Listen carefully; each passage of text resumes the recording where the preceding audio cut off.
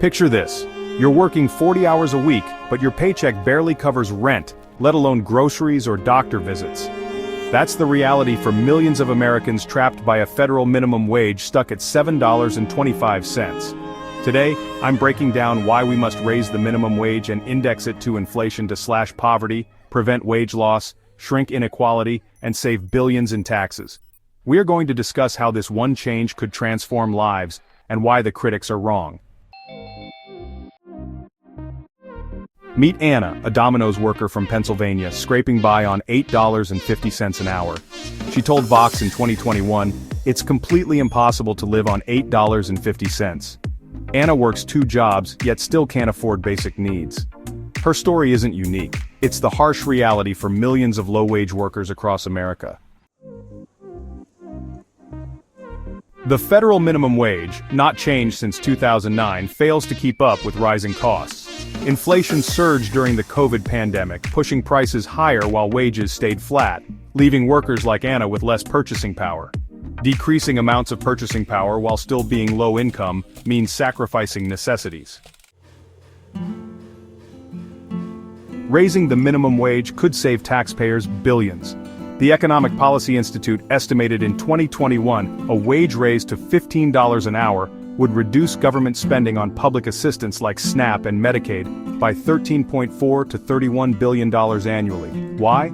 Because low-wage workers earning too little to survive rely on these programs, and so logically with a higher purchasing power, they won't be as dependent. Another study from UC Berkeley researchers found in 2015 that over half of public assistance spending goes to working families whose employers pay poverty wages. Imagine redirecting those billions to schools or infrastructure instead of subsidizing corporations like Walmart. It's not about cutting aid, it's about ensuring workers earn enough to stand on their own. The minimum wage isn't just about survival, it's about fairness. In the 1950s and 60s, it was 44 to 56% of the average wage, but today it's a mere 31%, the lowest in 60 years, according to the Economic Policy Institute in 2006. This gap fuels income inequality, widening the chasm between CEOs and frontline workers. A 1993 study by Card and Kruger on New Jersey's fast food industry showed that raising the minimum wage didn't lead to job losses. Costs were passed to consumers instead. Picture a society where hard work guarantees a decent life, not a struggle. Higher wages narrow the divide, giving low-wage workers a fairer shot at the American dream, allowing poorer Americans to either invest in their human or physical capital, allowing them to grow their wealth, which is a foundation of stability. A moderately higher minimum wage could lift millions out of poverty. The Congressional Budget Office reported in 2019 that this increase would push many low-income families above the poverty line. Another 2022 WorkRise study found that while 3 million workers might face job losses, 7 million would escape poverty, a massive net gain. Nobel laureate Joseph Stiglitz argued in 2014 that the CBO overstated job loss risks and understated benefits. Think of families no longer forced to choose between food and rent, or parents able to afford school supplies. This isn't a handout, it's a hand up, rewarding work with a livable wage. And the fact that the U.S. labor participation rate has been overall decreasing since the 2000s is potentially evident that most individuals are staying out of the workforce due to reasons being not enough pay or a plethora of other reasons.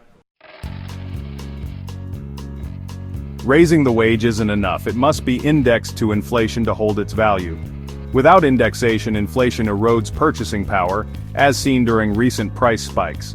The Economic Policy Institute noted in 2006 that indexing protects workers' living standards. A 2016 Upjohn Institute study found that indexed wages cause minimal inflation compared to large one-time hikes, with prices rising just 0.36% for a 10% wage increase. States like Washington have indexed their wages successfully, avoiding economic chaos. Why leave workers' fates to political gridlock? Indexation is an automatic stabilizer, ensuring wages keep pace with costs. Critics warn that raising the minimum wage spikes unemployment and crushes small businesses. But evidence tells a different story. A 2013 study by Schmidt found that modest wage increases don't significantly cut jobs. They boost productivity and reduce turnover. Furthermore, a study from Oxford University Press in 2019 by Cengiz showed no decline in low-wage jobs over 5 years after wage hikes. Ethically, it's wrong to prioritize profits over people. Workers like Jordan, a dollar store employee from Vox's 2021 report, work through medical debt and spinal headaches on $7.25 an hour. Is it fair to let businesses thrive while workers suffer? Adaptation, not exploitation, is the answer. If you're outraged that millions work full-time yet live in poverty, hit that like button and comment below. Should every worker earn a living wage? Or is this economically unfeasible? To sum up the video's main points, raising the federal minimum wage to $15 and indexing it to inflation isn't just policy. It's a moral imperative. It cuts government spending, shrinks income inequality, lifts millions out of poverty, and protects workers from wage erosion. By tying wages to local median incomes, we can tailor this solution to each state's economy, ensuring fairness without a one-size-fits-all approach. Imagine an America where no full-time worker lives in poverty, where hard work guarantees a decent life.